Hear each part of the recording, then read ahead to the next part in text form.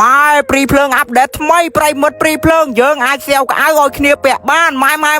លយប្រោយអាប់ដេតមកសារហ្នឹងអ្នកគ្នារ៉េតឲ្យព្រីភ្លើងមកអ្នកគ្នាលយមកសម្រាប់អ្នកអត់មាន skin លេងអីអ្នកគ្នាអាចខ្ចីកៅគេពាក់បានម៉ែជាត្រីងយប្រោយបើអាកូរ៉ាវិញរ៉េតឲ្យ1លានលើស1លានម៉ងអ្នកគ្នាដោយសារតែវាលយអ្នកគ្នាយើងអាចខ្ចីកៅគេពាក់បានអ្នកគ្នាបើអ្នកគ្នាណាមានអាវលយឲ្យគេខ្ចីពាក់អ្នកគ្នាគិតម៉ោងអ្នកគ្នា1ម៉ោង100000ម៉ែអាចជូប្រោយ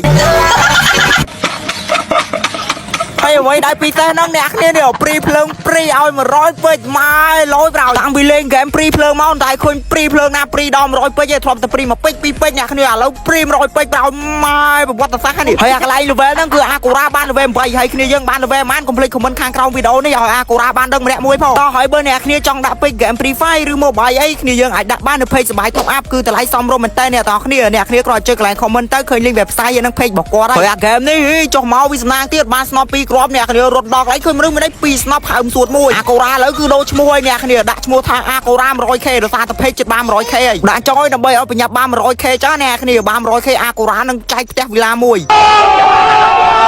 អាកន្លែងនេះរត់មកអើមកប៉នេះចង់បញ្ចេញក្បាច់គុណមួយស្ទៀវថៃមែនវាស្នាយនេះ2ស្នប់ឯងលៀនសួតតាមជើងខោប្រប៉ិនកដៃមានស្នាយជាត្រីងយឥឡូវនេះគឺថា enemy ខ្លាចបារមីស្ទៀវថៃអ្នកគ្នាឲ្យអស់មនុស្សលេងឥឡូវយើងជិះមកខ្លកវិញតងងបោះឡានមួយអូខេចន់មានចុយមកហើយមកដល់កន្លែងនេះឃើញអាប៉ែនេះកំពុងខូចចិត្តរឿងស្នេហាសង្សារសំបែកមែនមានស្នេហ៍ធ្វើអីនឹងប៉បែកក្បាលថាកុំឲ្យមានសង្សារក្នុងវ័យលេងហ្គេមតែចូលមកសង្សារសំបែកឈរថ្មឹកចឹង